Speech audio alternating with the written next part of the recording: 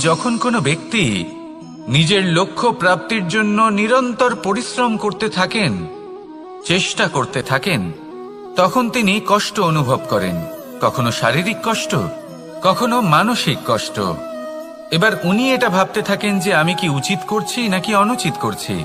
কারণ অন্যদিকে এমন একজন ব্যক্তিও আছেন যিনি একদমই পরিশ্রম চেষ্টা করছেন না। তিনি মদিরা পান করেন, বিলাসিতায় জীবন কাটান, অলস প্রকৃতির হয়ে ওঠেন, নিদ্রাতে বিলীন হয়ে থাকেন আর ভাবেন যে তিনি সুখ লাভ করছেন। কিন্তু এরকম কেন হয়? কারণ যখন আমরা সৎ পথে থাকি, উচিত পথে চলি, লক্ষ্য প্রাপ্ত করার জন্য চেষ্টা করতে থাকি, তখন আমাদের ভেতরে থাকা নেতিবাচক শক্তি এবং পাপ এই দেহকে ত্যাগ করে দেয়।